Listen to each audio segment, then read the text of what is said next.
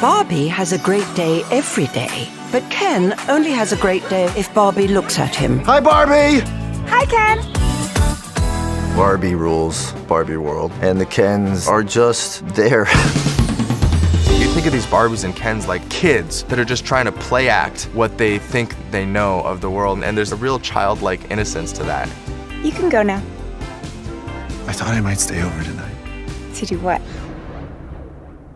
I'm actually not sure.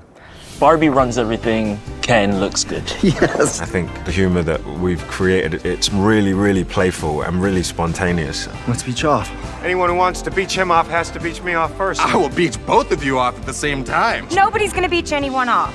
The thing about the Kens not having much to them is what gives them actually a lot to them. This one is for the boy. You know, they're Kenning all over the place. They're Kenning everywhere. It's just been so much fun. It's just like constant energy and good vibes. Hi, Barbie. Oh, hi, Alan. There are no multiples of Alan. He's just Alan. Yeah, I'm confused about that. Alan the doll, which was a real doll in the 60s, wasn't a very widely loved toy. Alan is everything. If the Alan doll doesn't come back, there's no justice in the world. He's definitely on the periphery of the Barbie and Ken world, but that's kind of where he belongs. All of these women are Barbie, and Barbie is all of these women. I feel like everyone has a Barbie memory. Hi, Barbie. Hi, Barbie. Hi, Barbie. Hi, Barbie! I have a very vivid, visceral memory of looking at Barbie behind the box and that feeling of wanting her shoes and her hair to be perfect. When you're little, when you're playing with your dolls, you're thinking, God, I wish it was real. Why can't it be real? This is the best day ever. It is the best day ever, and so is yesterday, and so is tomorrow, and so is the day after tomorrow, and every day from now until forever. Yeah! When I was growing up, I was a huge fan of Barbie. I inherited some from my sisters, so I had almost 30 Barbies, not to brag.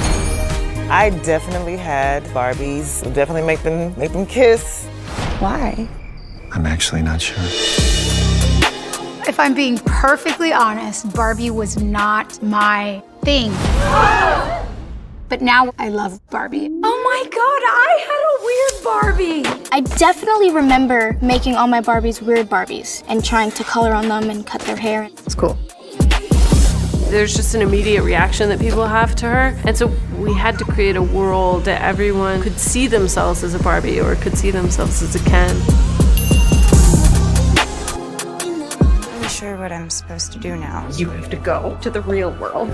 The transition between Barbie Land and the real world is a series of transportation vehicles that get us there, kind of like in this 2D endless tracking shot. Every time we shot one of those transportation sequences, it was the most satisfying thing to watch. It's not Barbie Land and it's not the real world, and it had 6 different environments that Ken and Barbie travel through. We get to camp and we get to be in space and we get to be sailors and all these little things from space and time to land in Barbie Land. None of it's CGI and it's just presentational as if you were watching a play. It was using these old silent movie film techniques. It looked like a Carl Zeman movie. I settled on wanting it to look like a diorama in the Natural History Museum. Each box contains a scene and I wanted them to sort of move through that scene and then come out and then move through the next scene.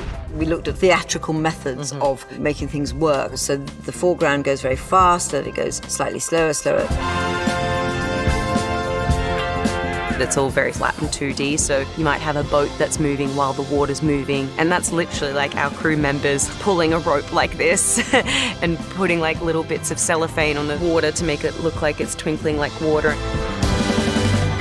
In this movie, I wanted to paint in big, beautiful, broad strokes and build this crazy world. It's something where I just want people to feel just joyful. Barbie is a film about being human, about becoming human.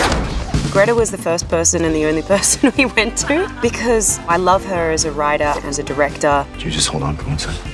Sublime! I knew that she would be doing something that feels relevant and current. That's amazing. Great, I love that one. She's an incredibly generous, brilliant person. Greta's enthusiasm is just completely contagious. 3, 2, 1. Here, let us show you. Yes, that's great. I feel like we've always used dolls as a way to kind of understand ourselves through play. I thought, well, wouldn't it be wonderful if she was allowed to be like us?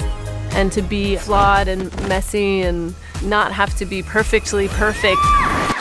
I'm fine. A-okay. Greta's the best. That's great. She's an incredible director. I think she's an auteur. I don't understand how a person has that clear of a vision for every single detail of the movie. Greta's sense of humor and intelligence and warmth and heart is in everything.